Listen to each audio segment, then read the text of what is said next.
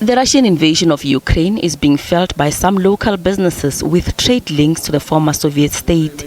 Since the war started, Moscow has been hit with sanctions that will inevitably cause problems for those dealing with Russia.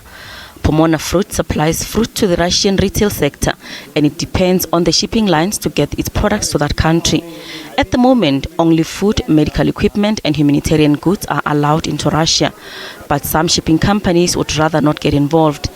Pomona Fruit says there's fruit that is being produced right now intended for the Russian market, and if this produce cannot be transported to its intended destination, the company will have to find alternative markets fast. Russia is a very large market for South Africa, a very large market in the sense that a lot of our fruit goes to Russia and we receive a lot of our money for our farmers from that market.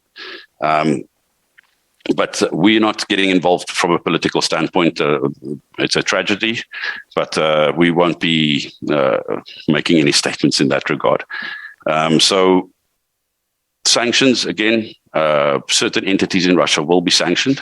Certain banks will be sanctioned, which means we need to find alternate methods for our money to come into South Africa. Whatever we can do, we are looking at. And obviously alternative markets, where do we send this fruit if it can't go to Russia?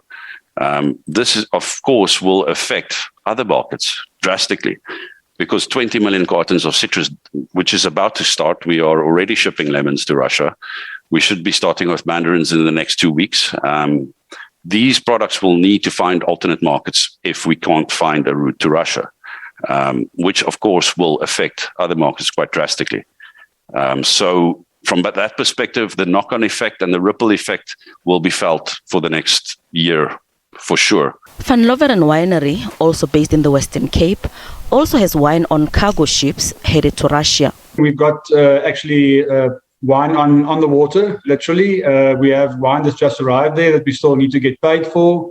And we have an order or two in the system as well. So we've got 3 different ways that we are exposed potentially at the moment, and each brings its own reality. So yes, it does have an immediate direct impact, but we'll just have to manage it accordingly.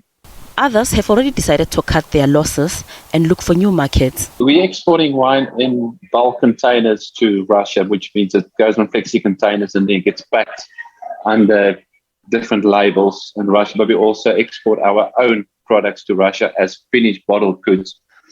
We made the decision yesterday, given the fact that there's challenges with the shipping lines, meaning most of the shipping lines have stopped all routes into Russia, and that's affected our business. We pulled the plug and decided we're not going to ship any more of our orders to Russia.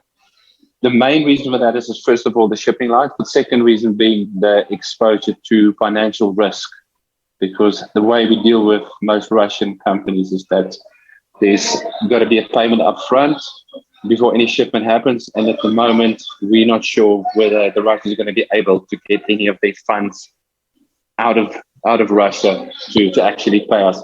Another impact of the war on South Africa will come in the form of an increasing Brent crude oil price. It reached $110 per barrel on Wednesday. This means fuel prices will likely continue on an upward trajectory following this week's increase of 146 cents for a litre of petrol. This will contribute to sustaining the current high inflation for even longer, leading to even higher cost of living for many. Gloria Sefago Mosi, SABC News, Johannesburg.